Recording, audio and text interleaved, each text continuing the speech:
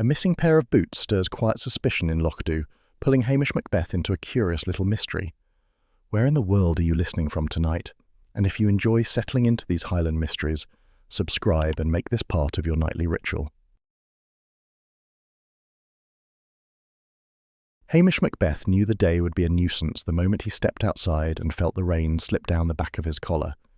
It was the thin, spiteful sort of rain Lochdu often produced, as if the village liked to remind folk that comfort was a foreign idea. Luggs trotted ahead with his tail low, ears flicking at every sound. He looked uneasy, though Luggs nearly always looked uneasy. Hamish gave him a quiet, "Come on then," and headed across the square. Mrs. Gallagher had phoned the station before breakfast, her voice sharp enough to cut through the static. "I need you here now, Constable. Sandy's boots are gone." She hadn't explained further. She never did. Folk in Lochdu assumed Hamish understood everything without being told, though he rarely did. He followed the muddy path to the Gallagher's croft, wishing he'd put on thicker socks. Mrs. Gallagher opened the door before he reached it. Her round face was flushed, her hair sticking out like she'd been wringing it. "They're gone," she said. "My Sandy's best fishing boots. The ones he saved up for. Stolen." Hamish stepped inside. The cottage smelled of damp wool and yesterday's stew. Sandy sat by the cold stove, staring at the floor like a man who'd misplaced something far more precious than boots. Hamish cleared his throat and said, "When did you last see them?" The question annoyed Mrs. Gallagher at once. "Yesterday evening," she said. "They were beside the door. Now they're not. What more do you need to know? Callum took them." Callum was the nephew of their neighbour, Mrs. Donnelly. The boy had arrived last week, and already half the village had decided he was trouble. Hamish didn't know him well, but he'd done nothing worse than avoid eye contact and sulk in public. Still, being disliked in Lochdu was enough to convict a man. Hamish tried to keep his voice mild. "We don't know that yet." Mrs. Gallagher stiffened. "You always take the soft approach, Hamish Macbeth. You let these lads walk all over you. Sandy needs his boots if he's to fish today." Sandy lifted his head. His eyes were red. "It's true, Hamish. They're good boots. I can't afford another pair." Hamish felt a pang. He hated seeing men embarrassed. He also hated being blamed for problems he hadn't created. But Mrs. Gallagher stood close, glaring up at him like he'd stolen the boots himself. He said he'd speak to Callum at once. Luggs growled softly near the door. The dog's nose twitched, but he only growled at tension, and there was plenty of that here. Hamish knelt and stroked his head. "Useless creature," he muttered, though he was glad of the company. The Donnelly cottage sat a few yards away. When Hamish knocked, Callum answered, blinking as though woken from a bad dream. He was tall, thin, and looked like he'd lost an argument with a comb. "What is it now?" he asked. Hamish repeated the problem. Callum's mouth tightened. "I didn't take anything. I don't even know Sandy." Mrs. Donnelly appeared behind him, arms folded. "What's he supposed to have done this time?" Hamish explained again, slower. He wished people would stop staring at him as though he enjoyed these conversations. Callum scowled. "They're lying. Everyone here lies. They think I'm a thief because I'm from Glasgow."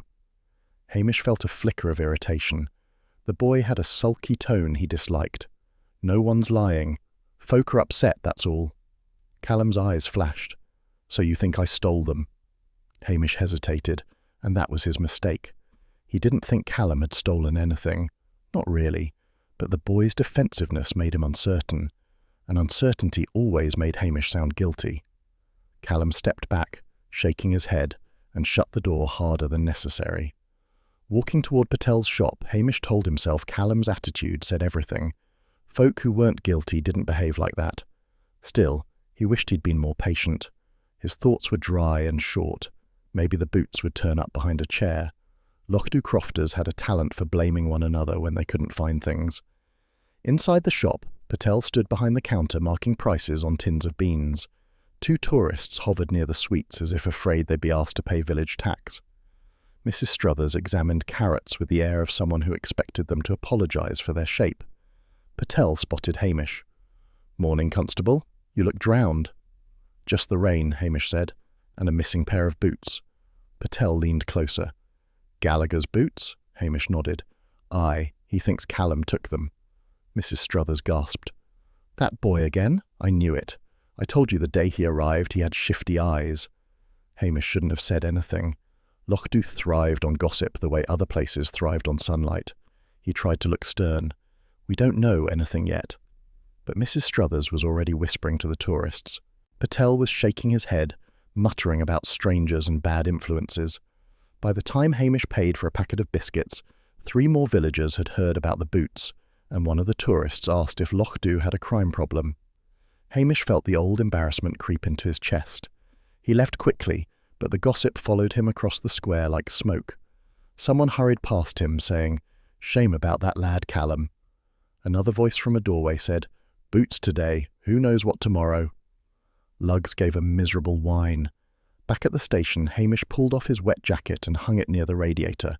He boiled water for tea. The kettle had barely started when the door burst open and Blair stormed in, his florid face twisted with annoyance. "I might have known," Blair snapped. "You let the village fall apart over a pair of boots." "A pair of boots!" Hamish kept his back to him, pouring the hot water slowly. Blair hated being ignored, which was precisely why Hamish did it. "Morning to you too," he said. "Don't get cheeky, Macbeth. I've had the regional office on the phone. Someone's told the press there's a crime wave in Lochdu, claiming a youth is running a theft ring." "A theft ring?" Blair jabbed a finger at him. "Did you start that nonsense?" Hamish didn't answer. He had started the nonsense in a way. Mentioning Callum's defensive manner in Patel's shop had lit the fuse. He hadn't meant to, but meaning had never mattered much in Lochdu. Blair stomped around the small room, knocking over a stack of papers Hamish had never intended to read anyway. "You're a disgrace. I want a report on my desk this afternoon." Hamish set a teacup on the table. "Tea?" he asked mildly. Blair's face darkened. "I said—" "I heard you," Hamish said. "Tea?" Blair glared, slapped his hand on the table and stormed back out into the rain, Anderson trailing behind like a shadow that had lost its purpose. Anderson gave Hamish a weak smile, as if apologising for Blair's existence, then hurried after him. Hamish drank his tea alone. He felt no triumph. Blair would be back. Folk like Blair always returned to shout more. Hamish rubbed Lugs's ears. The dog licked his hand, though he looked as confused as ever. By afternoon, the gossip had reached a new level. Mrs. Donnelly appeared at the station door, furious. "You've ruined that boy," she said. "Folk are saying he's running a gang. A gang! In Lochdu, of all places." Hamish tried to explain it wasn't his doing, but his words sounded thin. Mrs. Donnelly left with a sniff that suggested he'd personally condemned her nephew. Later, as Hamish crossed the square again, the rain softened but didn't stop. The air smelled of peat and damp stone. Lochdu looked the same as it always did. Crooked roofs, washed-out colours, gulls perched like judges on the chimneys. Yet the place felt tense. Folk looked away when he passed or stared too long. He heard someone mutter, "Constable should have done something quicker." Hamish felt a familiar heaviness. The boots had become more than boots.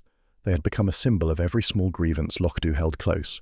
Sandy's pride, Mrs. Gallagher's temper, Callum's sulking, the tourists' disappointment, Blair's endless fury, all of it now hung from Hamish's shoulders. He could still picture the empty space where the boots had been. He'd thought it a trivial matter, but Lochdu never allowed trivial matters. The village chewed them up and spat them out as scandal. Lugs nudged his hand.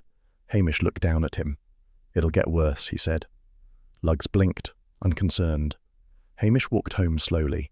The rain found its way inside his shirt again, cold as a reprimand. He wished he could shrug off the villagers' moods as easily as Lugs did, but he knew things wouldn't settle. Lochdu had a long memory and a talent for making a drama of nothing, and this wasn't nothing anymore. By the time he reached his cottage, the sky had darkened. The loch wind rattled the windows. He lit the peat fire, though it smoked too much, and stood staring at the flames without thinking anything useful. Sandy would resent him, Callum would hate him, Blair would hound him, and Mrs. Gallagher would stand in her doorway tomorrow morning to glare at him like a curse, all this over a pair of missing fishing boots. Hamish sat down heavily, Lugs curling at his feet. The fire crackled unevenly. The cottage felt smaller than usual. The day had stretched on far too long, and tomorrow promised more trouble. He stared at the wall, listening to the rain tick against the window. Folk in Lochdu might think the matter simple, but he knew better now. Something had started, and it would not stop until someone was humiliated, angry, or ruined. and it would probably be him. He sighed, leaning back in the chair with the uneasy feeling that the boots were only the beginning. Next morning, Hamish Macbeth woke to someone hammering his cottage door hard enough to shake the loose panes. Lugs barked once, then backed away as though whatever stood outside was beyond his abilities. Hamish dragged himself up, already knowing the day had begun wrong. When he opened the door, Sandy Gallagher stood on the step, soaked through and breathing like an angry bull. "You've ruined me, Hamish," Sandy said. "Ruined me." Hamish stepped back to let him in, though he regretted it immediately. Sandy's wet boots left dark marks across the floor. "What now?" Hamish asked, though he had a fair idea. "What now?" Sandy repeated. His face twitched. "My boots are gone. Another day wasted because you wouldn't arrest that boy." Hamish rubbed the back of his neck. He had hoped the village would calm down overnight. That was foolish, of course. Lochdu never calmed. "I told you I'd look into it." Sandy gave a harsh laugh. "Look into it? I'm losing the morning tide. Mrs. Gallagher's up half the night crying, saying we'll be thrown out of the cooperative, but you'll look into it." Hamish tried to speak, but Sandy's glare froze the words. There was no pleasing a man determined to be wronged. "I'll come up," Hamish said quietly. "We'll take another look." "You should have taken the boots back already," Sandy muttered. "But fine, come then." He turned sharply and stalked away. Lugs looked up at Hamish with the expression of an animal who wanted him to refuse. Hamish sighed. "Aye, I know," he said. "Too late now." They walked through the centre of the village. 2 tourists stood near the bus stop, their waterproof jackets far too clean. One whispered, "I thought this place was meant to be peaceful." The other nodded. "The woman in the shop said there's been theft. Awful thing." Hamish stiffened. Tourists always judged quickly. He kept walking, though he felt the comments settle under his ribs like a small stone. At the Gallagher cottage, Mrs. Gallagher rushed forward at once. Her hair looked worse today, which Hamish hadn't thought possible. "Hamish, look at this," she said. She pointed to the floor near the door. There was a footprint, muddy, clear as anything, but Sandy wiped part of it by accident when he came in. Sandy scowled. "I didn't wipe it on purpose." "No one said you did," Mrs. Gallagher snapped. Then she turned back to Hamish. "You see?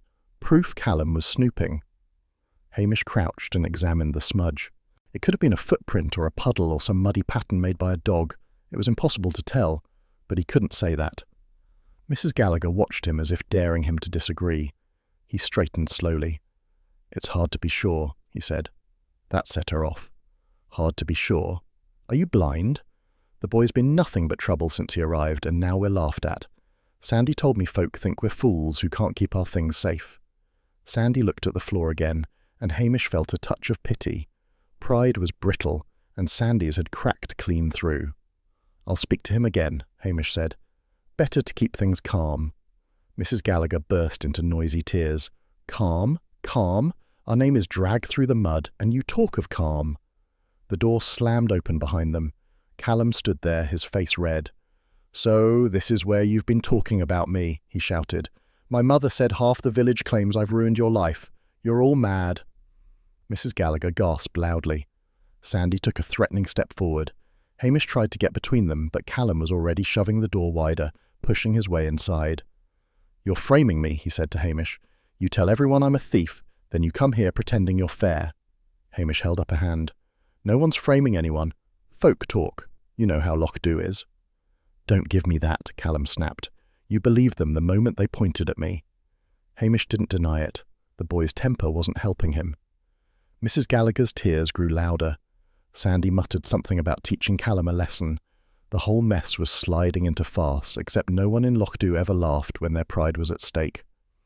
"Outside," Hamish said. "All of you. Now." They spilled out onto the grass. Curtains in nearby cottages twitched. A few neighbours stepped onto their porches, pretending to check the weather while listening hard. Callum raised his voice. "Why would I steal filthy boots? Why would I want anything from you?" "That's enough," Hamish said, though no one listened. Mrs. Donnelly came hurrying from her door, her face pink. "Callum, what are you saying? You'll make it worse." "It's already worse," Callum shouted. "Everyone thinks I'm some crook from the city. And the police?" He jabbed a finger at Hamish. "He told them himself." Hamish felt heat rise in his face. He wished he could deny it, but gossip grew legs in Lochdu. Even silence became guilt. "I never said." "You told Patel!" Callum yelled. "My mother heard it." Hamish looked away. Mrs. Struthers across the lane called out, "Someone said the boots were slashed." "No one slashed anything," Sandy shouted back. Another voice chimed in from behind a window shutter. "I heard they're being sold in Inverness." Hamish shut his eyes briefly. Lochdu could twist rubbish into scandal faster than the wind could change direction. The entire village now believed the boots were gone forever, probably chopped into pieces for the black market. It was absurd, but absurdity thrived here like weeds. "Everyone stop," Hamish said, though the words came out weaker than he intended. "Arguing won't fix anything." Callum's mother tugged at his arm. "Inside," she whispered fiercely. "You'll only make it worse for yourself." Callum jerked away, but eventually followed her. Mrs. Gallagher retreated into her cottage, slamming the door loud enough to rattle the thin windows.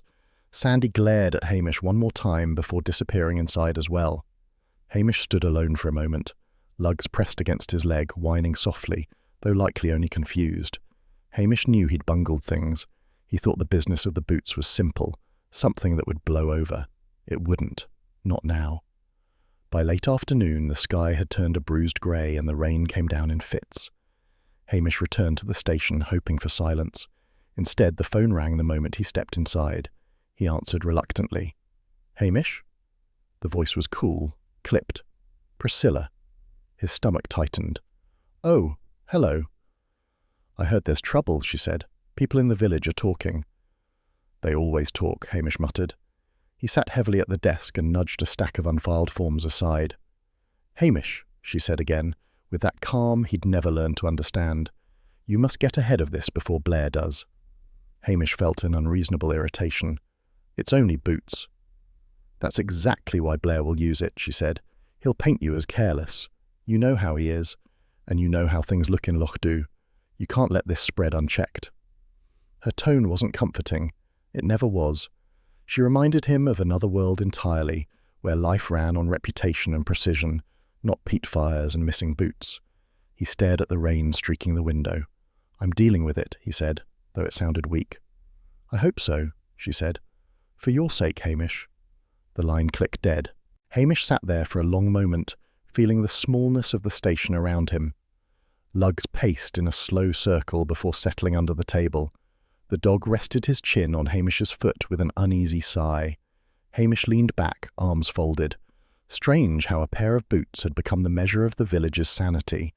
Now they were the measure of his competence as well, and Blair would leap at the chance to make him look foolish. He could almost hear the man practicing insults on the drive over. He stood abruptly. Sitting made him feel trapped, and the station smelled faintly of damp wool. Outside, the rain had stopped, but the air was sharp and sour. Folk shut their curtains when he walked past, pretending not to notice him. Others stared openly, as if expecting him to drag Callum through the square in handcuffs. By evening, Lochdu had turned mean. Hamish saw Sandy whispering to a neighbour near the post office, both of them shooting looks his way. Mrs. Struthers scurried across the road, nearly bumping into a tourist, and muttered something about police doing nothing. Hamish ignored them. He went home instead, though home offered no comfort. The peat fire smoked again, and Lugs curled up with his ears flat. Hamish stared at the fire until his eyes blurred.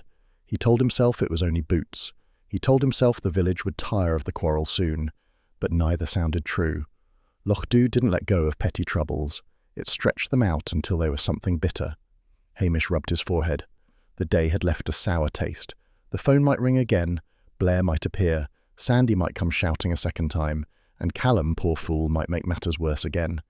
The boots had started it, but the boots were hardly the point now. Pride was the point. Shame was the point. Gossip and stubbornness were the point. And Hamish was stuck in the middle, as usual, expected to fix a mess he hadn't made. He put another piece of peat on the fire. It hissed sharply, smelling of wet earth. Outside, the wind rose, as if the whole village were clearing its throat. Hamish closed his eyes briefly. Tomorrow would be worse. Later that day, Hamish Macbeth arrived at the Kirk Hall already knowing the meeting would be a disaster. He could hear raised voices from halfway down the lane.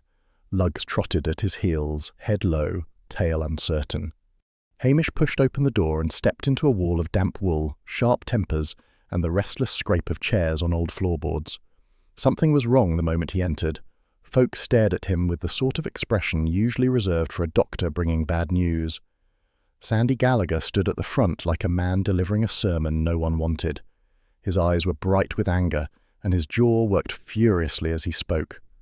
"If the police won't act," he announced, "we'll take it higher. I'll write to Strathbane myself. I'll have Inspector Blair up here before nightfall." Several crofters nodded grimly. Mrs. Struthers pursed her lips as if enjoying every second of the drama. Hamish felt the familiar ache behind his right eye. He had hoped this business of the boots would soften by today, but Lochdew didn't soften. It stewed. He cleared his throat. "Let's settle down. There's no need to drag Strathbane into this over a pair of boots." Sandy spun toward him. "A pair of boots? Is that what you call them? They're my livelihood, and while you stand around brewing tea, that boy Callum is probably scrubbing them clean or selling them to who knows where." Hamish tried to keep his voice steady. "I've spoken to Callum, twice. There's no proof he touched them." Mrs. Struthers muttered loudly enough for everyone to hear. "Hamish is losing his touch." Hamish pretended not to notice. He stared at Sandy instead. "Let's keep our heads." But Sandy wasn't having it. "You keep your head too much, Hamish. That's the trouble. Any real policeman would have arrested him by now." The room erupted with low murmurs. The crofters nearest the windows folded their arms. The fisherfolk shook their heads. It was clear folk thought Hamish too soft, too slow, too everything. Mrs. Patel, who'd arrived late and looked startled to find herself in the middle of a riot, raised a hand. "Excuse me, if it helps, someone came into the shop this morning and bought cleaning vinegar. A large bottle, enough to scrub something big." A few women gasped. Mrs. Struthers said, "There you are. Evidence," as though she'd discovered it herself. Hamish forced his voice to stay calm. "Lots of people buy vinegar, Mrs. Struthers." "But not that much," she snapped. "Only someone trying to remove mud from rubber would want that much." Mrs. Patel nodded reluctantly. "I did think it odd. He said he needed it for a project. He didn't say what kind." Sandy seized the moment. "Callum did it. He bought the vinegar to clean off the prints." Hamish's head throbbed. "We don't know who bought it, and vinegar doesn't point to guilt." "Oh, listen to him," Sandy said, flinging an arm toward the crowd, always defending strangers over his own villagers. At that precise moment, Callum appeared in the doorway, as if drawn by fate or ill luck. The boy looked miserable in an oversized jacket, hair sticking up like he'd fought with his pillow. He blinked as dozens of accusing eyes turned on him. "I came to say," he began. "Thief!" someone shouted. "Get him out!" cried another. Even Mrs. Donnelly, standing off to one side, looked helpless as her nephew took the brunt of every grievance Lochdew had stored up since last Christmas. Callum tried to speak again, but Sandy talked over him. "Confess, boy. Where are they?" "I didn't take anything," Callum shouted, voice cracking. "Why would I steal your stupid boots? I don't care about your boots." That only made the room worse. Folk hated being told their possessions were worthless. Murmurs swelled. Someone muttered that Callum had always looked sly. Someone else said they'd seen him near the pier yesterday, falsely Hamish suspected, but gossip had already outrun fact. Hamish stepped between Callum and the crowd. "Enough. Outside, Callum. Now." Callum hesitated, then let Hamish guide him out into the cold air. Lugs followed with a soft whine. Hamish shut the door behind them, muffling the angry voices. Outside, Callum shoved his hands deep into his pockets. "They're mad," he muttered. "I didn't take anything. I hardly leave the house." Hamish studied him. The boy trembled slightly, whether from cold or fear Hamish didn't know. He didn't want to know either. A softer man might have felt sympathy. Hamish felt only tired. "Folk are upset," Hamish said. "You didn't help yourself showing up like that." "I came to clear my name," Callum snapped. "But they don't care. They want someone to blame, and it's easier to blame the outsider." Hamish shrugged. "Lochdew's always been that way." Callum's eyes filled with angry tears. He tried to blink away. "I'm telling the truth. I don't even like fish. I don't even like mud. Why would I want boots?" Hamish believed him, mostly. But the boy's dramatic manner made him uncertain. People lied in all sorts of tones. "Just keep your head down," Hamish said. "This will calm soon." Callum made a harsh sound. "You think everything calms soon?" Hamish didn't answer. The boy wasn't wrong. Lugg sniffed the air with interest and tugged Hamish toward the side of the kirk. "What now?" Hamish muttered, letting the dog guide him. Lugs's tail swished uncertainly as he nosed near the rubbish bins. Hamish frowned and lifted the lid. Inside lay a wadded rag stained with something dark. When he lifted it, the smell of vinegar rose at once, sharp and sour. Beneath that was another odour. Fish scales, faint but unmistakable. Callum peered over Hamish's shoulder. "What's that?" "Just a rag," Hamish said, dropping it back into the bin. "Folk clean their boots on holiday. Tourists don't know any better." It was likely nothing, yet Sandy would treat it as confirmation Callum was running some boot-cleaning operation for profit. Hamish hoped no one else found it. He returned to the hall entrance with Callum trailing behind. "Go home," Hamish said. "Stay out of sight." Callum bristled but obeyed, stalking across the square like a wounded cat. Mrs. Donnelly rushed to meet him, fussing over him in a flustered way that made the boy flinch. Hamish shook his head. He had misjudged the lad again. There was real fear under the boy's bluster, but Hamish brushed the thought aside. He didn't want to inspect people's inner workings. He barely understood his own. The kirk door burst open. Sandy stood on the threshold, glaring at Hamish. "Did he confess?" "No," Hamish said. "He didn't." Sandy's mouth twisted. "Of course he didn't. And you'll believe him, because that's who you are, Hamish Macbeth. Useless." Hamish didn't respond. Sandy stomped back inside. The door slammed. Hamish walked toward the square, Lugs at his side. The dog's ears drooped. Folk in Lochdu weren't subtle. Everyone he passed wore the same expression: disappointment, irritation, smug certainty he'd failed them. He reached the police station just as the phone rang. He considered ignoring it, but it kept ringing, a shrill, persistent sound like a drill bit in his skull. He picked it up. "Macbeth," Blair barked. "What have you done now?" Hamish grimaced. "Good afternoon, sir." "Don't you sir me. The regional papers are printing a story about a theft ring in Lochdu. A theft ring, and you're letting it happen.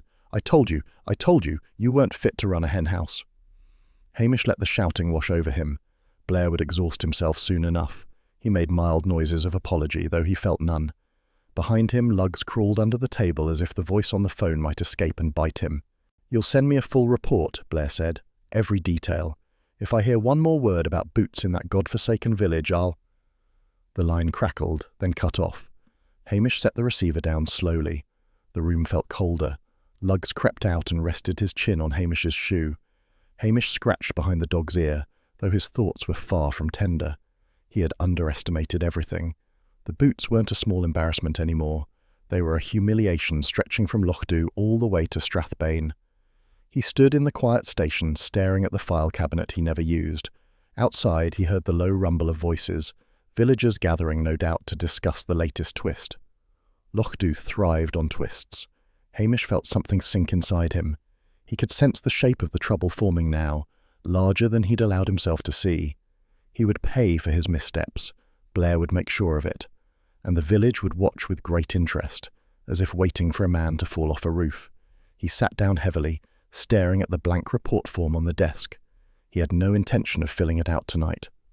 The wind rattled the station window, a sharp, unhappy sound. Hamish didn't move. Tomorrow would bring worse, and he didn't yet know how to stop it. The next morning, the trouble hadn't eased. If anything, it had tightened its grip. Lugs growled at nothing, which usually meant something worse than nothing was coming. The village felt tight, as if the air itself had caught the gossip and held it there, waiting. Hamish had hoped for a quiet hour to gather his thoughts. Instead, he saw Inspector Blair's police car parked crookedly outside Patel's shop, blocking half the road, as if Blair believed the Highland landscape existed purely for him to obstruct. Hamish muttered a curse under his breath and hurried across the square.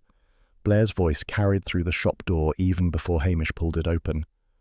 "I tell you, this village is overrun with theft," Blair proclaimed, puffed up like a rooster with indigestion.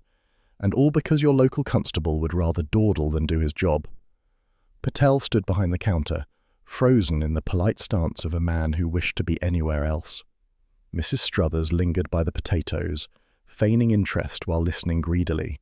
A couple of tourists near the shelves looked pale, as though Lochdu were about to become a crime documentary. Anderson hovered behind Blair, clutching a notepad like a holy relic. His round face bobbed nervously as he glanced from Blair to Hamish. Hamish stepped inside. Morning. Blair whirled on him. Macbeth, there you are. Finally decided to show your face. Hamish ignored the remark. What's this about theft running rampant? Blair jabbed a thick finger into the air. Don't play the fool with me. That boot business has made Strathbane a laughingstock. Do you know the regional office rang twice? Twice, over footwear. Mrs. Struthers let out a gasp of delight at the drama. Patel gave Hamish a helpless shrug. Inspector, Hamish said, we're looking into it quietly. Quietly, Blair barked. You don't do anything quietly. You do nothing at all.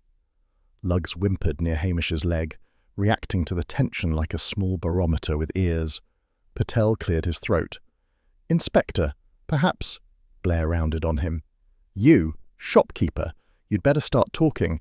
Anything gone missing lately? Patel blinked. Missing? Well, no, unless...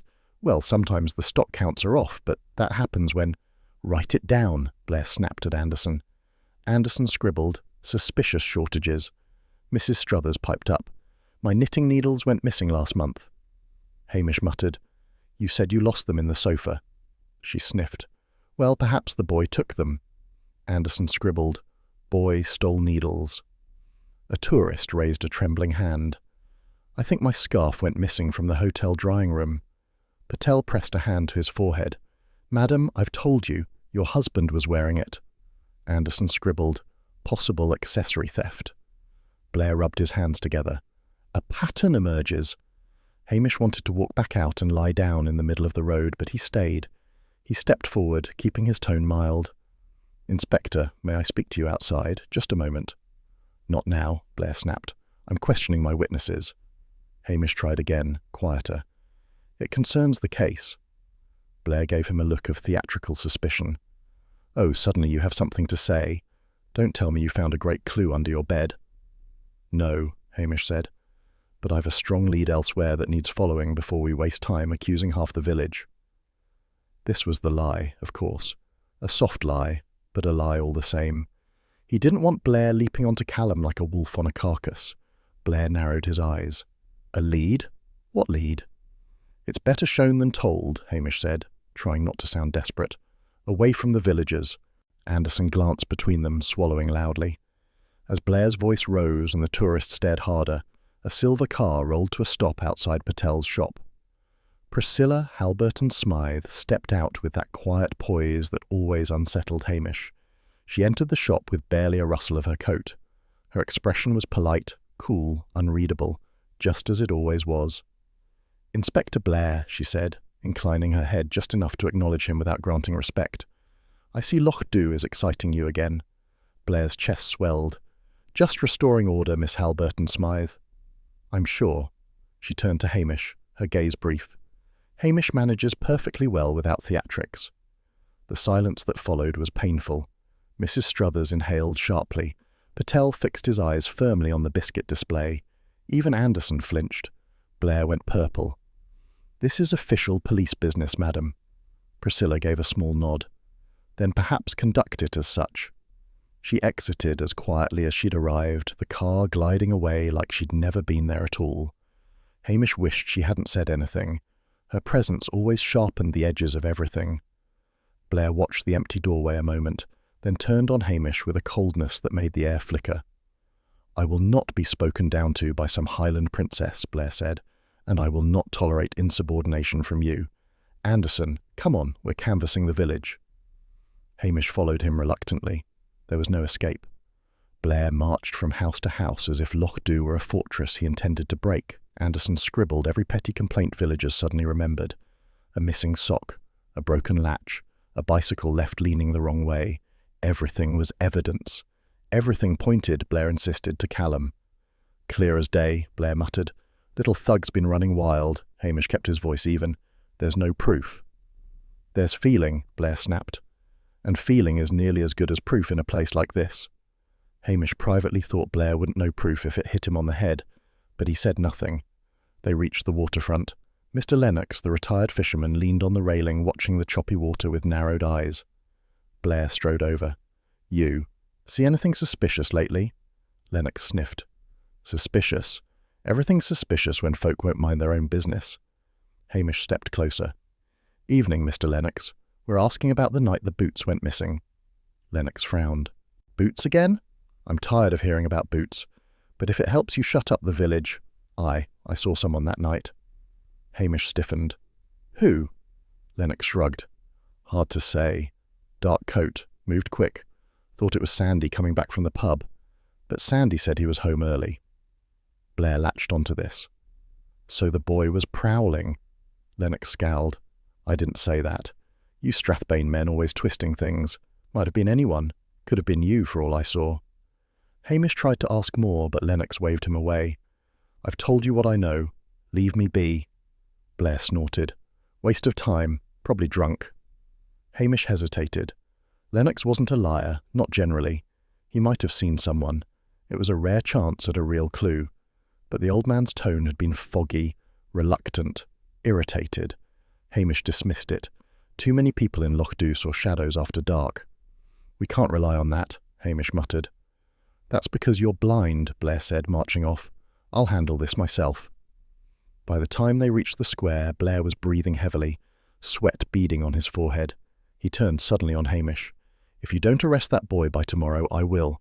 And I'll write a full report recommending you be removed from duty." Hamish said nothing. There was nothing to say. The threat hung between them like damp cloth.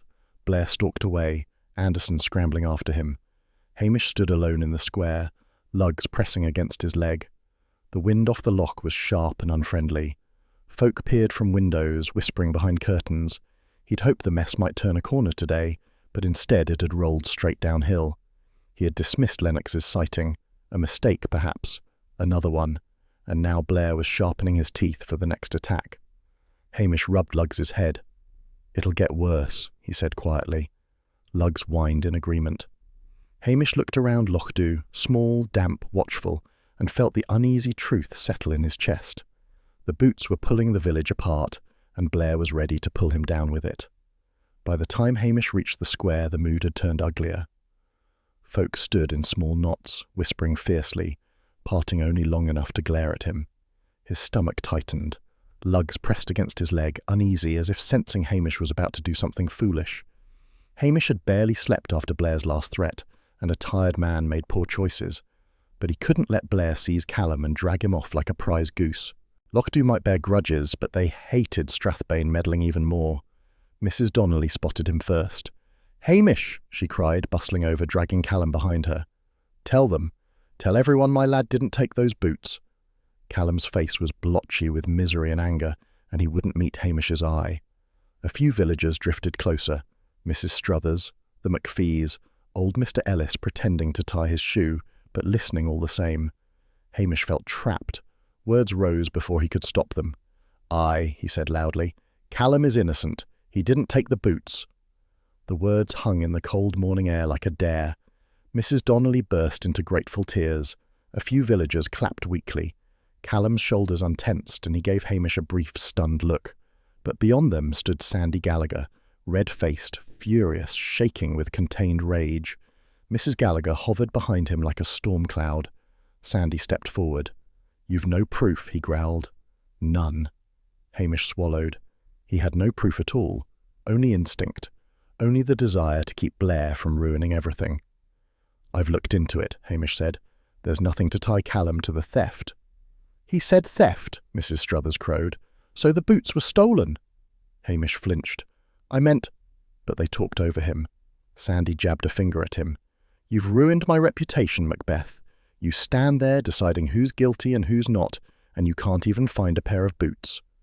Mrs. Gallagher's voice trembled with fury. "You've shamed us. Folks at the cooperative will think we're fools." Hamish opened his mouth, but the words dried up. The crowd watched him with the accusing interest of people waiting for a dogfight. He suddenly felt smaller than usual. He turned and walked away without a word. It felt cowardly, but anything he said would worsen things. Lugs trotted after him, confused. He needed air. He needed distance. Instead, he found himself heading toward the Red Grouse Hotel, where he might at least check the odd sighting Mr. Lennox had mentioned, some stranger near the Gallagher's cottage late at night. It was a weak lead, but better than standing in the square while Sandy gathered more villagers to mutter about him. The hotel lobby smelled faintly of disinfectant and boiled vegetables. Mrs. McIver, the manager, eyed Hamish with wary hospitality. "Constable, hear about the boots?" Hamish winced. "In a manner of speaking, we're checking on a man seen near the Gallagher's place the night the boots went missing. Dark coat. In a hurry." She sniffed, unimpressed. "Half the men in the Highlands wear dark coats and hurry when it rains." "Anyone check in who looked out of place?" She hesitated. "We had a guest 2 nights ago. Booked for a week but left the next morning. Didn't say why. Room was a state. Mud everywhere." She grimaced. "We don't allow fishing gear in the hotel, but some folk think rules apply only to others." This tugged at Hamish's memory. Mr. Lennox had mentioned seeing someone near the cottage. Sandy had claimed he was home early. The youth Callum had been cowering in his aunt's living room. So who had been out there? Mrs. McIver lowered her voice. "I found something outside the guest's door." She fetched a cloth from under the counter. Holding it between 2 fingers, she revealed a smear of oily residue. Came off onto the floor. Smelled like fish. Hamish sniffed it. The scent was faint, but there. "Could be from nets," he murmured. Mrs. McIver sniffed. "Or boots." Lugs, lying near the door, gave the cloth a single bored sniff before returning to licking his paw. Hamish felt foolishly disappointed. Lugs rarely helped on purpose, but sometimes he blundered into the truth the way a child finds a lost coin. Hamish gave the cloth back. "You remember anything else?" "Only that he left hastily," she said. "Didn't look at me when he handed back the key. Folk who don't look at you usually have something to hide." Hamish nodded, though he doubted that rule applied to anything other than life in Loch Dhu. He thanked her and stepped outside. The air had turned colder. A few tourists clustered near the entrance, whispering. He heard one say, "That's the policeman from the crime village." Hamish's cheeks burned. Loch Dhu had survived worse gossip, but it stung him all the same. He walked back toward the square. Lugs trotted behind, ears twitching. As Hamish approached Patel's shop, Sandy Gallagher came stomping out, clutching a loaf of bread like it was evidence of betrayal. Sandy saw him and stopped dead. "Back already?" Hamish kept his voice neutral. "Just passing." "Passing," Sandy repeated. "Passing through the mess you made." He stepped closer. "You've taken sides. Everyone sees it. You backed that boy publicly without proof. Me? I lose work today because you were too proud to admit he's hiding something."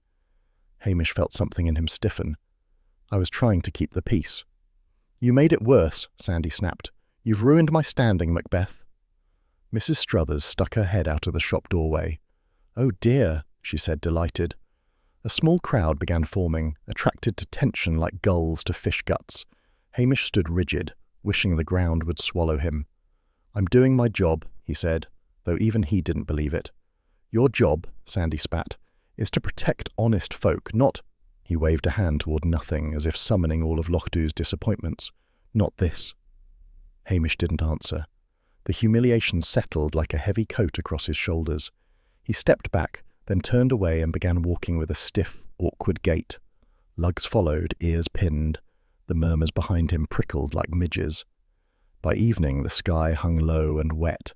Hamish was grateful for the privacy of his cottage, but even that felt pressured. He lit the peat fire, though it smoked stubbornly. Lugs curled on the rug, watching him with wide, uncertain eyes. A knock sounded. Hamish braced for Sandy again, but when he opened the door, it was Mrs. Gallagher. She looked wrung out, her eyes puffy. "Hamish," she whispered, "I had to come." He stepped aside to let her in. She stood near the fire, rubbing her hands together. "Don't tell Sandy I was here." Hamish nodded. "What is it?" She swallowed hard. "He was drinking the night the boots went missing. More than he admits. He came home after I'd gone to bed. I only found out when I smelled it on him." Hamish's brows rose. "You didn't mention this." "I couldn't," she said. "It would shame him. Sandy's pride is all he has. If the cooperative knew he'd been drunk, they'd talk. And talk leads to worse." Her voice cracked. "Please don't tell anyone. You're the only one I can ask." Hamish looked at her, silent. Her confession changed things. A drunk man could misplace boots or lend them or throw them or forget he'd ever owned them. But Hamish said gently, "I won't tell." She sagged in relief. "Thank you. You're a good man, Hamish." That made him feel worse, not better. He'd boxed himself into another corner, Keeping her secret meant limiting the investigation. But he couldn't ruin Sandy. The man was already half ruined by gossip. Mrs. Gallagher slipped out into the dark, leaving Hamish alone again. He sat beside the peat fire, the smoke curled upward in an uneven line. His thoughts came small and sharp. He'd backed Callum publicly with no proof. He'd dismissed the stranger too quickly. He'd now taken on a secret that would trip him later. And all of Lochdu was splitting into two camps, those who believed Callum innocent because Hamish said so, and those who believed Sandy because they always had. Hamish rubbed his eyes. He felt tired in a way he rarely admitted. Lugs nudged his knee, offering no comfort, just animal presence. "Lochdu's at war," Hamish murmured. The fire crackled, refusing to decide if it wanted to warm him or smoke him out. Outside, the wind pushed against the cottage walls like an impatient fist. Hamish stared into the flames, uneasy, knowing he had chosen the wrong moment to stand firm. The village would pay for it, and so would he. Something was off the moment Hamish reached the square. Mrs. Forrester stood outside the post office with her arms tight across her chest, looking like a hen forced to guard a fox. When she spotted Hamish, she hurried toward him, her steps quick and bird-like. Lugs lifted his head and gave a low whine, the kind he reserved for genuine trouble. "Hamish," she whispered, as though the cobblestones might eavesdrop. "There's a man, a stranger, asking after the loch. He looked nervous, mud on his trousers all the way to the knees. I didn't like the look of him." Hamish felt a familiar heaviness. Lochdu rarely tolerated strangers, and strangers who asked questions were worse. "Where is he now?" "Down toward the water," she said. "I told him it was the wrong way, but he ignored me. No manners." Hamish thanked her and headed toward the loch, Lugs trotting beside him with reluctant steps. The dog's ears were stiff, catching every sound. Hamish's mood was equally stiff. He'd barely managed a night's sleep, and the village felt like a taut wire ready to snap. When he reached the shoreline, he spotted the man. He stood partly hidden by reeds, staring into the water as if expecting something to rise out of it. Tallish, though not as tall as Hamish, with a narrow face and clothes too heavy for the mild morning. Mud caked the bottom of his trousers, and the sleeves of his jacket were smudged dark.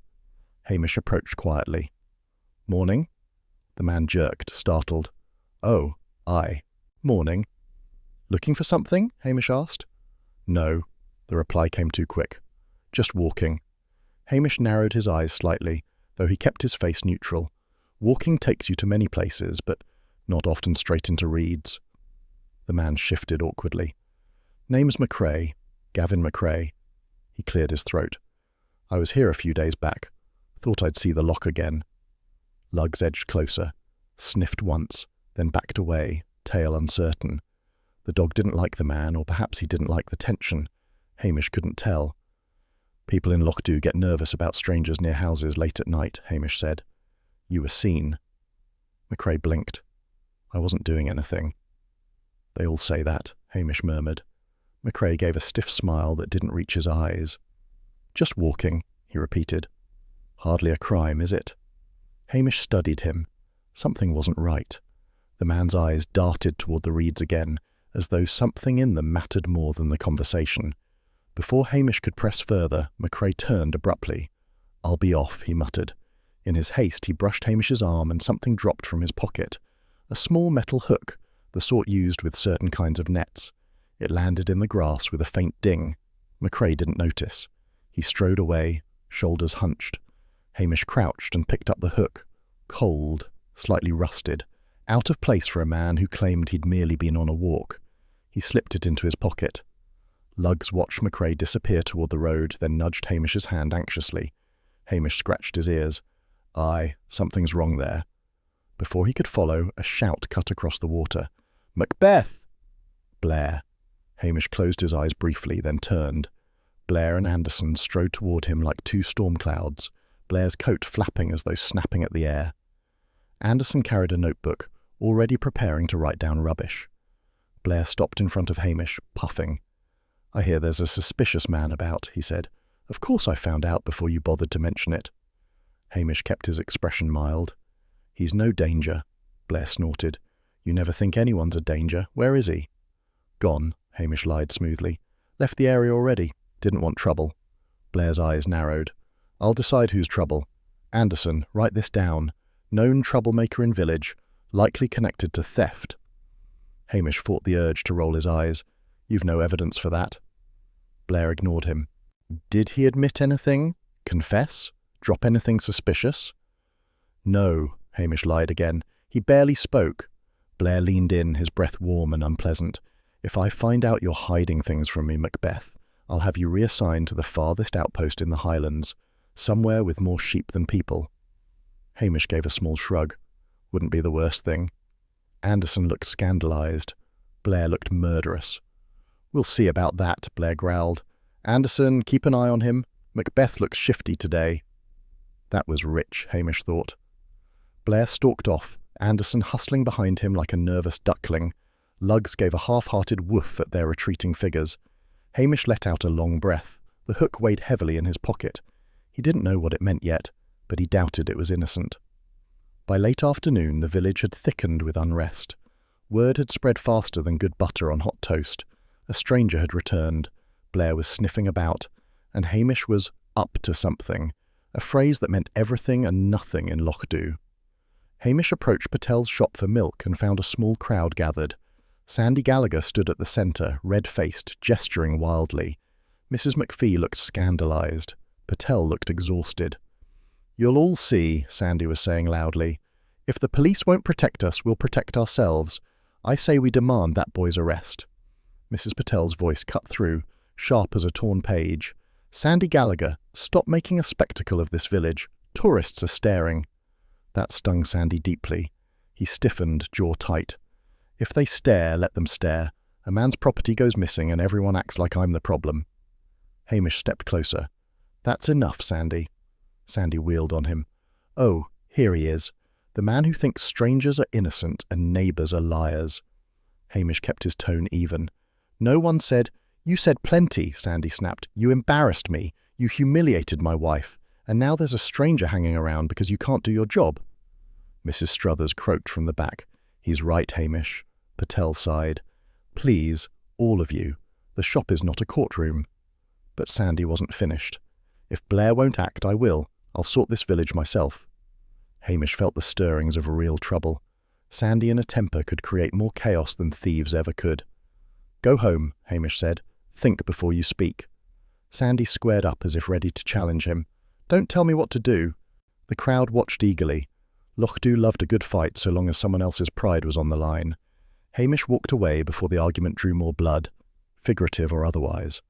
Lugs followed, ears low. The wind was rising. The loch had darkened, each small wave knocking against the pier with a dull clack. Hamish paused as Lugs tugged suddenly toward the pier, nose twitching. What now? Hamish muttered. Lugs led him to a cracked board near the waterline. Wedged beneath it was a small piece of rubber. Hamish dug it free. It looked like it could have come from the sole of a heavy boot, possibly Sandy's, or possibly nothing more than the leavings of some careless tourist. Hamish turned it in his hand. Lugs stood beside him, tail swaying uncertainly, sensing tension but not knowing what to make of it. Evening fell heavily by the time Hamish made his way back to the road. He was halfway to the station when Mrs. McPhee's voice shrilled from across the square. "Hamish! He's back! The stranger!" Hamish looked up sharply, and there, entering the square in full view of every watchful villager, was Gavin McRae. Not slinking, not hiding, walking confidently into the centre of Lochdu, exactly when Hamish had told Blair the man was long gone. Hamish felt the bottom drop out of his stomach. His lie to Blair was about to explode, and Lochdu, hungry for any new scrap of trouble, was already turning toward McRae like crows spotting a shiny button. Hamish didn't have long to dread it. By the time he reached the loch path, McRae was already there again, too visible, too calm, and bound to undo Hamish's lie. Lochdu had that strained, unsettled look it wore before the village decided to punish someone. Lug sniffed the air, then pressed himself against Hamish's leg, uneasy. Hamish didn't blame him. Yesterday's lie about McRae being gone was already crumbling, and the man's return had stirred the village into another boiling pot of nonsense. Hamish found McRae near the loch path. The man stood stiffly, hands shoved into his pockets, staring at the water as if it had offended him. When Hamish approached, McRae flinched, confirming guilt of some kind, though guilt for what Hamish still didn't know. "You again," McRae muttered. "You came back," Hamish said. After saying you were leaving. McCrae gave a weak shrug. I forgot something. Hamish stepped closer, blocking the narrow path. Folk in Loch-Tu don't take kindly to strangers appearing and disappearing. So tell me properly this time, why are you here? McCrae let out a short, irritated breath. Fine. I was looking for Sandy Gallagher's old boat. Heard he had one he wanted rid of. I thought I could get it cheap, that's all. Hamish's eyebrows rose. You came in the dead of night to look at a boat? I couldn't find the cottage in daylight, McCrae snapped. I got lost. Went round the wrong houses. Hamish stared at him. It sounded ridiculous, but ridiculousness rarely stopped being true in Loch-Tu. Did you go near the Gallagher's door? No, McCrae said, but I saw someone who did. Hamish's stomach tightened. Who? McCrae hesitated, glancing toward the reeds again. Can't say exactly. Shorter than me, quick-moving, wearing a dark cap, carrying something that hung awkwardly. Looked like boots, heavy ones. Callum? Hamish asked. McCrae shook his head. Not a lad. Older. Could have been anyone from the village. Hard to tell in the dark. Hamish considered this. If McCrae were lying, it was a clever lie. If he were telling the truth, Hamish had misjudged the whole business yet again. His thoughts grew small and sharp. Why didn't you say this before? Because you never asked, McCrae muttered. You acted like I'd murdered someone. Hamish didn't apologize. Apologies only encouraged people to speak more. Instead, he said, You drop anything the other day? McCrae blinked. No. Hamish nodded, though he didn't believe him. He reached into his pocket and touched the metal hook cold against his fingers. McCrae shifted impatiently. If that's all, I'll go. Hamish stepped aside. McCrae marched off toward the road, stiff and offended. Lugs growled softly, mirroring the tension but not solving a thing. Hamish made his way toward the Gallagher's cottage. Mrs. Gallagher spotted him from the window and hurried out, wringing her hands. Hamish, any news? I've spoken to someone who saw a figure near your place that night, Hamish said carefully. Shorter than McCrae, wearing a cap, carrying something that might have been boots. Mrs. Gallagher gasped. Then Sandy is innocent. Hamish lifted a hand. I didn't say that. You didn't need to, she said quickly. Thank heavens I knew it wasn't him. He said he went straight home. Hamish stiffened. She had forgotten, or chosen to forget, her confession about Sandy's drinking. He opened his mouth to remind her, then closed it again. Before he could speak, Sandy stepped out of the house, face dark with suspicion. What's this? He demanded. Mrs. Gallagher tried to look innocent. Hamish has news. About the boots. What news? Sandy snapped. Out with it. Hamish hesitated. There was someone near your cottage that night, that's all. Sandy narrowed his eyes. Someone? Who? And why are you telling her before me? Mrs. Gallagher flushed. He wasn't. Oh, I know what's going on, Sandy said, voice rising. You're calling me drunk and blind. That's it, isn't it? You think I imagined things. Hamish tensed. Mentioning Sandy's drinking would expose Mrs. Gallagher's confidence. He was trapped. I didn't say that, he muttered. You didn't need to, Sandy snapped. You think I'm a fool. You've thought it all along. His voice cracked with humiliation, and he marched back inside, slamming the door hard enough to rattle the window panes. Mrs. Gallagher flinched. Oh, Hamish, you see what trouble this is causing. Please don't upset him more. Hamish almost told her that Sandy was upsetting himself quite nicely, but he bit the remark down. I'll sort it, he said, though he had no idea how. As Hamish walked away, the square swallowed him whole. Folk leaned out of doorways, pretending to sweep or dust while their eyes followed him. A few muttered, There goes Macbeth, making a mess of it. Another voice whispered, He's protecting the wrong ones again. He heard every word. He was halfway to the station when Priscilla's small silver car pulled up beside him. She lowered the window with a soft mechanical hum. Hamish, she said, sounding faintly amused and faintly disappointed. You look worse than usual. That's kind, Hamish muttered. Gossip travels, she said. Is it true you've got the whole village in revolt over a pair of boots? Hamish bristled. I'm managing. She studied him with that cool, assessing look that made him feel about 12 years old. Are you? She asked. Or are you letting Loch-Tu run wild while Blair prepares to bury you alive? Hamish stared at her. You're here to help or to scold? I'm here, she said lightly. Because someone has to point out when you're losing control. Then she drove off, leaving Hamish feeling as though she'd lifted his insides out, inspected them, and decided they weren't up to standard. Lugs whined. Hamish ignored him. He didn't want sympathy, even from a dog. He kept walking, though each step felt heavier. He reached the pier just as the wind shifted. Lugs darted forward suddenly, nose pressed to the damp boards. He sniffed with unusual intensity, tail swaying with nervous energy. "What now?" Hamish muttered.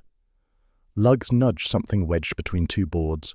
This scrap was newer, freshly torn with a cleaner edge, like it had ripped off only last night. Possibly from Sandy's boots, or possibly from any thick-soled boot in the Highlands. It wasn't proof, but it wasn't nothing either. Hamish slipped it into his pocket beside the hook. The clues were building, but not toward any clear picture. Hamish felt the creeping unease of someone assembling a jigsaw where half the pieces were mud. He turned toward the road. Evening light fell across Lochdu, flat and unforgiving. Folk moved with that peculiar energy that meant more gossip was incoming. Mrs. Struthers stood outside the shop like a sentinel of bad news. Patel swept the doorway with unnecessary force. Even tourists sensed trouble, whispering to each other while pretending to admire the scenery. Hamish had almost reached the station when he heard a cry from up the lane. "Hamish! Inspector Blair's here!" Hamish's stomach sank. Blair was the last thing he needed just now. He turned slowly. Blair stomped toward him like a man about to deliver judgment. Anderson scurried behind him, scribbling something already, though no one had said anything yet. Blair's face was crimson. "Macbeth," he barked, "you lied to me." Hamish kept his voice steady. "About what?" "Don't pretend," Blair snapped. "You said the stranger was gone, and yet he's been seen all over the village today. You're concealing things, obstructing Strathbane police, playing the fool." Hamish swallowed. All around them, villagers gathered like hungry birds. Mrs. Struthers whispered, "He's finished now." Mrs. McPhee nodded sagely. Blair stepped closer. "Macbeth, you're done here." Hamish didn't speak. He didn't move. The wind lifted the edge of his coat cold and sharp. Lugs pressed against his leg, trembling faintly in the rising tension. Hamish's mind was small and dry. The boots were still missing. The village was splitting in two. Sandy was furious. Callum was miserable. McRae was lying or hiding something, and now Blair stood ready to tear everything apart. Hamish felt the weight of Lochdu settle onto his shoulders, heavier than it had been in years. This wasn't over, not by half. Blair didn't let the argument end there. He marched Hamish straight back toward the square, determined to humiliate him in public. He could hear Blair's voice booming across Lochdu like a badly tuned horn. Luggs stopped at the edge of the road and whimpered, pressing himself against Hamish's shin. That was warning enough. Hamish stepped forward anyway, wishing faintly he'd stayed in bed. Blair stood in the middle of the square, Anderson flapping beside him, and half the village hovering at a nervous distance. Blair jabbed a finger at Hamish the moment he appeared. "There he is," Blair barked. "Macbeth, you're suspended from this investigation as of now. You've interfered, concealed information, and obstructed Strathbane police procedure." The villagers murmured like chickens catching sight of a fox. Mrs. Struthers looked scandalized. Patel stood stiffly behind his counter, not daring to step outside. Even a few tourists halted mid-step, sensing that Lochdu's quaint charm was cracking around the edges. Hamish didn't rise to Blair's theatrics. "I've done nothing wrong," he said mildly. "Oh, listen to him," Blair sneered. "The great innocent. You knew that stranger was still here. You knew evidence was being tampered with. And you," he jabbed his finger again, "you pretended everything was under control." Hamish's silence made things worse. Mrs. McPhee muttered loudly, "If he can't defend himself, he must be guilty of something." Others nodded, eager to fill the void his quiet created. Blair puffed himself up with the triumph of a man who finally got to crush something small and irritating. "As of now, Macbeth has no authority in this case. Anderson and I will conduct proper questioning, real policing, not this Highland dawdling." Hamish felt heat creep up his neck but said nothing. Luggs pressed closer, confused. The dog sensed humiliation the same way he sensed storms. Blair spun around suddenly. "Right. We're starting with Sandy Gallagher, a man who's been dodging the truth from the start." Sandy, who had been lurking near Patel's doorway, went rigid. "What's that supposed to mean?" "It means," Blair said loudly, "you've been drinking, lying, and letting your boots disappear under suspicious circumstances." A gasp rippled through the villagers. Mrs. Gallagher went white. "Inspector, that's not—" "Oh, I know the type," Blair continued, pleased with himself. "Drunk enough to lose track of your own feet, never mind your footwear." Sandy's face darkened with a kind of wounded fury. "How dare you speak to me like that?"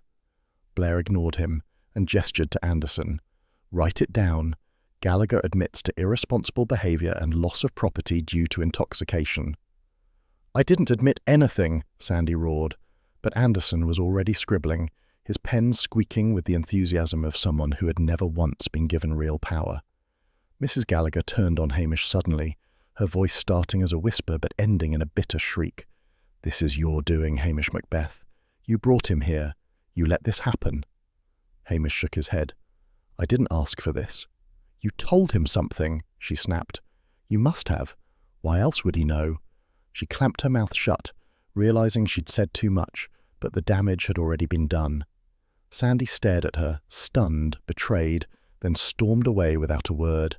Hamish's stomach knotted. Another fracture he couldn't mend. Blair wasn't done.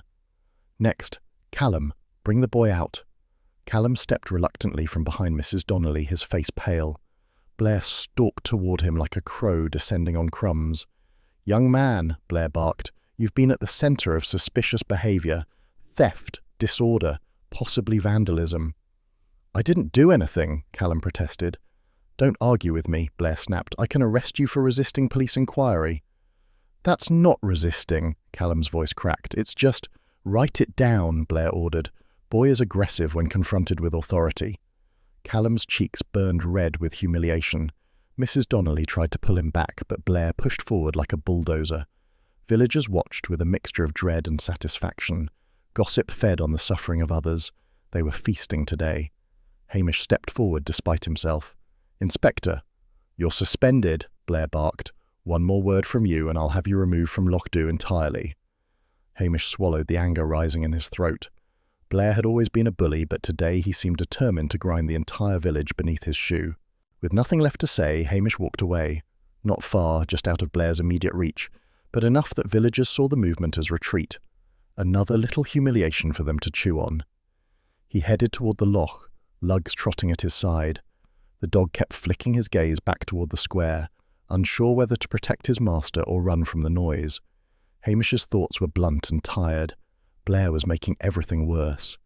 Lochdu could handle its own chaos, but not with Strathbane stamping around in the middle of it. Hamish reached the reeds and stopped. Something caught his eye, a wooden crate partly hidden under the thick grass. He crouched and pulled it free. Inside lay a tangled, torn fishing net and a pair of old waders with cracked seams. Not the missing boots, but suspicious all the same. He lifted the net. One edge was torn where the metal loops had snapped. He pulled the hook from his pocket, the one McCrae dropped. He slid it through one of the loops. It fit perfectly. Someone had been using outdated gear. Someone who didn't want to be seen. Someone working near the pier. McCrae had stumbled upon something he hadn't understood and backed away like a man frightened of shadows. Hamish stood slowly. "Aye," he muttered. "You saw more than you said." Luggs sniffed the crate but showed only unease, not excitement. The dog didn't care about clues. He cared about fear, and there was enough fear in Lochdu to keep him uneasy for days. Hamish pushed the crate deeper into the reeds. No point letting Blair stumble across it now. The man would only leap to the wrong conclusion and arrest the nearest warm body. Hamish returned to the village, keeping to the quieter path. He needed to speak to McCrae again, and perhaps Sandy, not that Sandy would listen. The village felt prickly. Tourists avoided the shop. Villagers peered from behind curtains. Even the gulls appeared to shriek with accusation. Hamish stepped into Patel's shop for a packet of tea.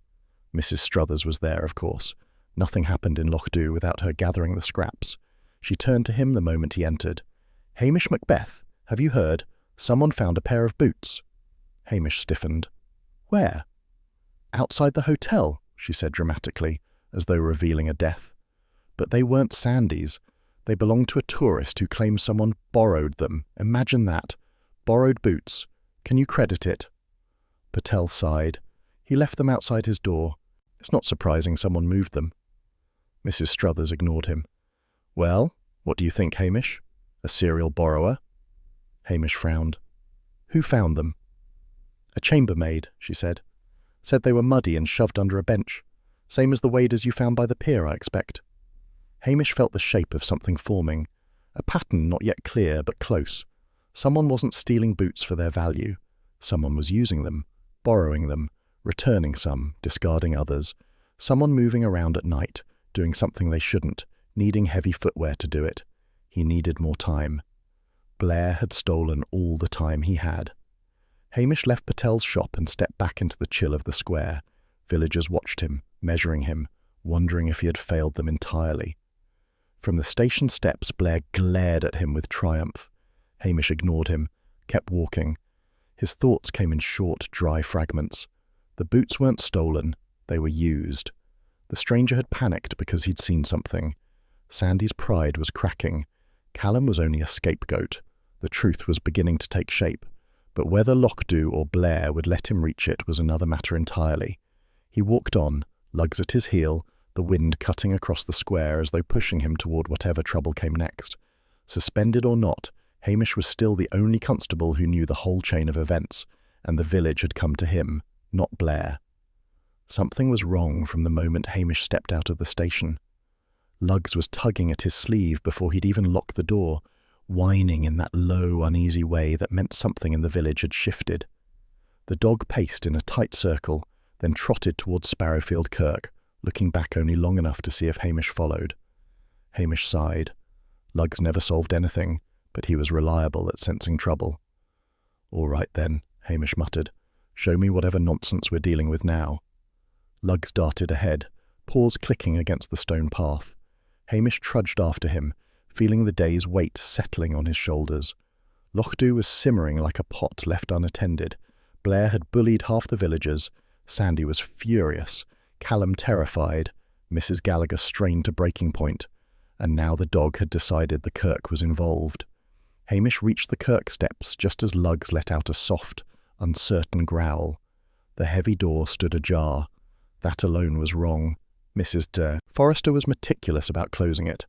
Hamish pushed it wider, letting dim morning light fall across the cold interior.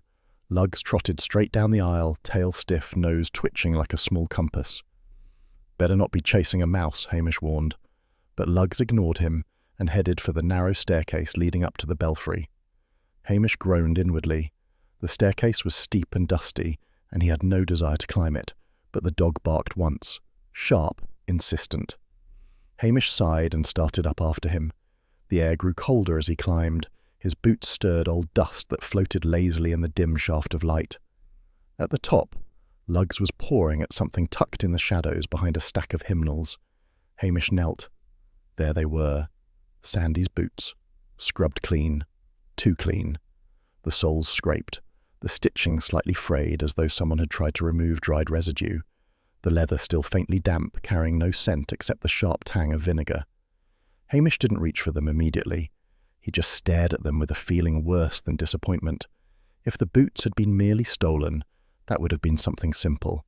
But this, hiding them in the belfry, cleaning them, climbing all the way up here, it suggested a deliberate attempt to erase something. Luggs whined softly, nudging Hamish's shoulder. "Aye," Hamish murmured. "Someone's been busy." He picked up one boot carefully. Inside, a fine grit clung to the lining, too fine for the lock's edge, more like the dust from the Kirk floor. Someone had used them outside, cleaned them, then dragged them up here to hide. "Why the Kirk?" Hamish muttered aloud. "Why take the trouble?" Luggs sat back, satisfied he'd shown the problem but offering no answers. Hamish carried the boots downstairs. The moment he stepped outside, Mrs. Forrester gasped from behind a gravestone. "Hamish Macbeth! Those are Sandy's boots!" Within minutes the square was filling. Villagers swarmed toward him as though he'd paraded a corpse through the street. Sandy appeared next, panting, red-faced, looking betrayed by the very sight of the boots. Hamish held them up. Found them in the belfry. Sandy's jaw dropped. "The belfry? I've never set foot in that belfry." Mrs. Gallagher arrived on his heels. The moment she saw the boots, she burst into tears. "Oh, Sandy, thank God. We thought they were gone forever." Sandy turned on her, indignant. "And now they think I hid them in the kirk." "I didn't say that," Hamish said. "You didn't need to," Sandy snapped, "and now everyone will talk." Everyone already was. Mrs. Struthers elbowed her way to the front. "Well, if they were in the belfry, someone must have had a key. You can't just wander in and out of the kirk." Callum, standing off to the side with a defensive scowl, muttered loudly, "Maybe someone wanted us all to think Sandy did it." Mrs. Struthers spun toward him. "And how would you know what anyone wanted? You're always skulking about." Callum bristled. "I wasn't anywhere near." "Oh, hush," she said, dismissing him as only Mrs. Struthers could. "The boots didn't walk themselves up the stairs." Sandy roared, "I wasn't drunk enough to climb a kirk tower." Silence snapped tight around them. Sandy slapped a hand over his mouth too late, realizing he'd said more than he intended. Mrs. Gallagher gave a tiny gasp. Hamish felt his insides twist, his promise of secrecy now tightening around him like a noose. Mrs. Struthers narrowed her eyes. "Drunk, were you?" "I didn't say that," Sandy sputtered. You're twisting my words." Hamish stepped forward, trying to stem the rising tide. "Enough. We don't know who hid the boots, that's all." "Oh, you don't know anything," Mrs. Struthers retorted.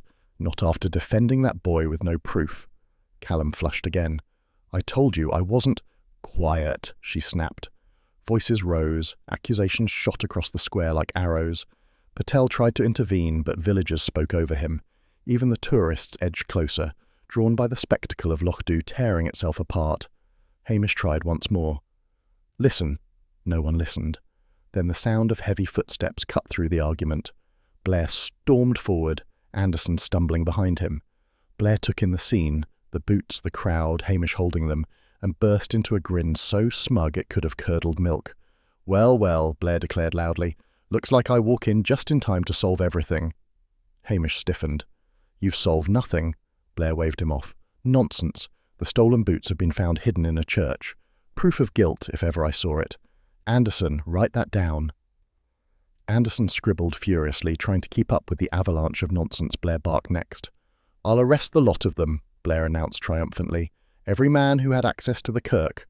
And the boy too, for good measure." Callum looked ready to flee. Sandy looked ready to punch someone. Hamish stepped between them. "You're not arresting anyone." Blair sneered. "You're suspended, Macbeth. You've no authority here." Hamish glared but said nothing. The villagers watched the exchange with frightened fascination. Loch Dhu liked drama, but not when it threatened to spill into real consequences. Blair stomped up the kirk steps. "Show me where you found them, Macbeth, or shall I find it myself?" Hamish had to follow. The alternative was letting Blair loose in the kirk like a bull in a china shop. He led the way reluctantly, boots still in hand. Sandy trudged behind them, followed by a cluster of scandal-hungry villagers. Inside the belfry, Blair puffed his way up the stairs, then surveyed the corner with triumph. Ah, hidden carefully, intent to deceive, clear case. Hamish ignored him, staring instead at the dusty floor, the faint scuff marks, the trace of something wiped hastily. His mind flicked through the clues, the crate near the reeds, the old net, the scraps of rubber near the pier and the kirk, the vinegar scent, McCrae's fear, the stranger backing away from something he saw but didn't understand. Someone was fishing illegally, someone using old nets and heavy boots at night, someone who didn't want to be caught, and didn't want Sandy to be blamed, or perhaps didn't care who was blamed as long as suspicion stayed scattered. Hamish had assumed theft. Everyone had. But what if the boots had never been stolen? What if they had been borrowed? Blair interrupted his thoughts with a crowing laugh. "Well, Macbeth, anything to say for yourself?" Hamish didn't answer immediately. His thoughts were dry, clipped. Someone close to the village had used these boots, cleaned them, hid them. Someone with access to the kirk. Someone who walked at night along the loch, stepping through mud and reeds. Someone who had something to lose. Hamish lowered the boots slowly. "I was wrong," he murmured. Blair smirked. "About everything, as usual. Don't worry. I'll handle this now." But Blair hadn't understood anything. Hamish finally did. The boots weren't the crime. They were the tool, and the culprit was nearer than Blair would ever guess. As Hamish stepped aside, allowing villagers to crowd in, he felt the creeping certainty of what awaited next. The truth was coming into focus, but so was the danger of speaking it aloud before he was ready. Lochdu held its breath, waiting for the next crack. Something was already wrong when Hamish pushed open the Kirk Hall door. The villagers were gathered, but instead of sitting quietly as he'd asked, they stood in tense clusters, muttering like schoolchildren forced indoors on a wet day. Mrs. Struthers perched near the front with the sharp-eyed satisfaction of someone expecting a public shaming. Sandy Gallagher scowled at the floor, arms crossed. Callum hovered in the corner like a wrongly accused sheep. Patel looked exhausted. Even Mrs. Forrester seemed braced for trouble. Blair stood at the hall's side, puffed up with importance, Anderson hovering behind him with his notebook held like a shield. Blair had insisted on attending, claiming he needed to supervise the Highland dramatics. Hamish would have preferred he wasn't there at all, but he had no say now. Hamish stepped inside fully, Lug slipping in behind him. The dog sat at his heel, ears twitching nervously. Hamish cleared his throat. "Right," he said. "Let's get this over with." The room quieted, though uneasily. Blair made a snorting sound, but Hamish ignored him. "I asked you all here," Hamish continued, "because we've wasted enough time blaming the wrong folk. Boots went missing, boots were found, but the important bit is what happened in between." A ripple of whispers moved across the hall. Hamish waited for it to die naturally. Lecturing people into silence never worked in Lochdu. He lifted the metal hook from his pocket. This belonged to an old net, one thrown out years ago, one someone decided to use again. Mrs. Struthers pursed her lips. "So? Lots of old things in this village?" Hamish nodded. "Aye, and someone's been using them, along with boots that weren't theirs." Sandy bristled. "I told you." "You'll get your turn," Hamish said curtly. That shut Sandy up, though he looked ready to burst. Hamish placed the hook on the table. Next he set down the scrap of rubber from the pier, then the slightly different scrap from the Kirk belfry. "2 pieces," he said, "from the same kind of sole, one near the water, one near the Kirk." Callum muttered, "Boots can go anywhere." Hamish looked at him. "Aye, if someone's wearing them." Patel raised a hand halfway. "Hamish, is this truly necessary? Folk are already stirred up."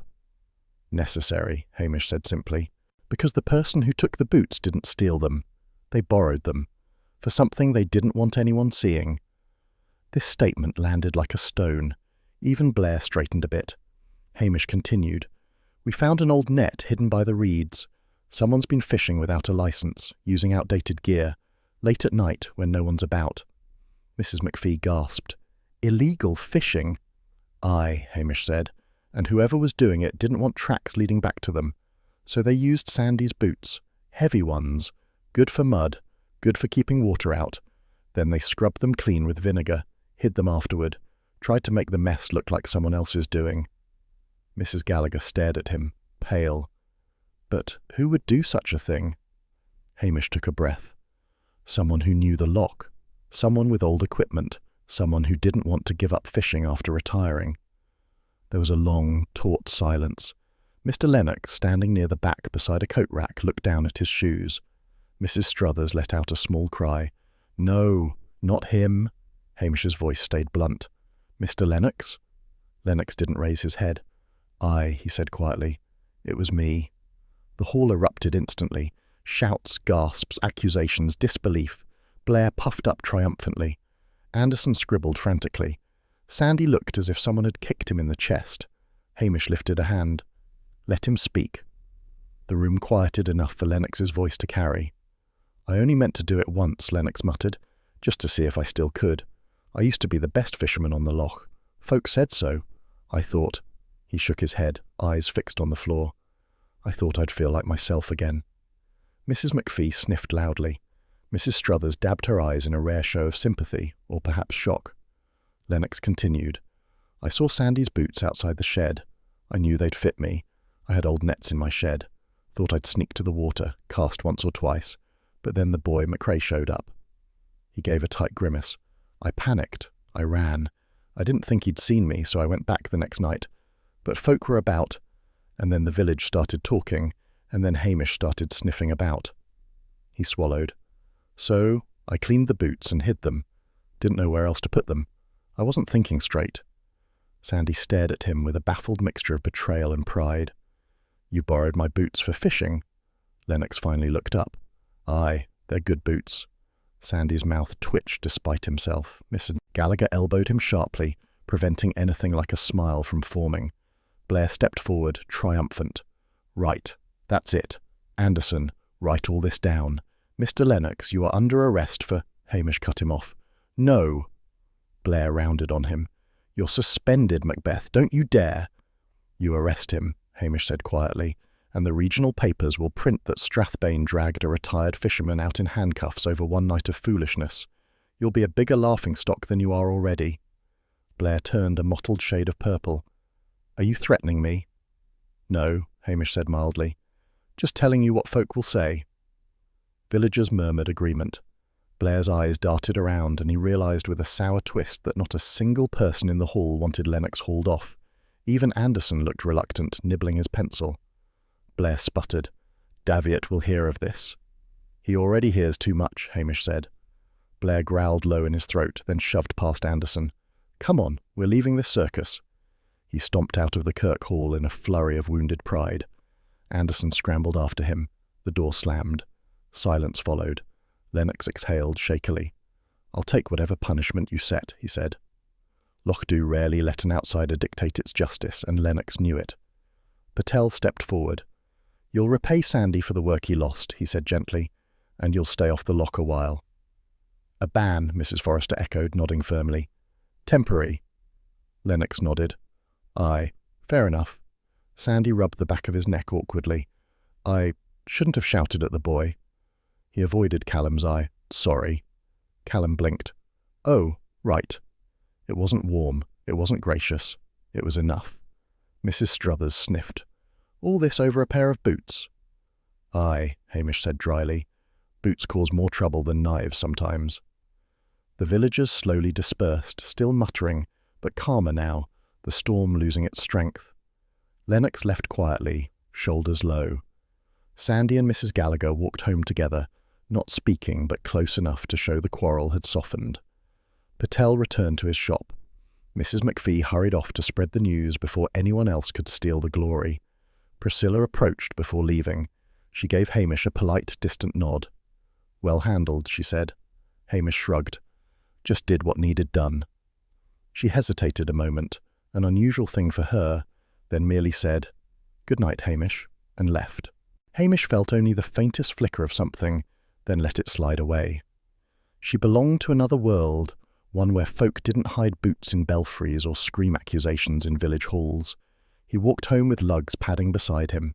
The cottage felt quiet, almost shy. Hamish lit a peat fire, though it smoked more than it warmed. He sat in his old chair, lugs curling at his feet. The embers glowed softly. So much fuss, so much shouting, all over a pair of boots. Hamish stared into the fire, thoughts small and dry. Lochdu would settle again. It always did. No one would thank him. They never did. But the village would sleep easier tonight, and that was enough.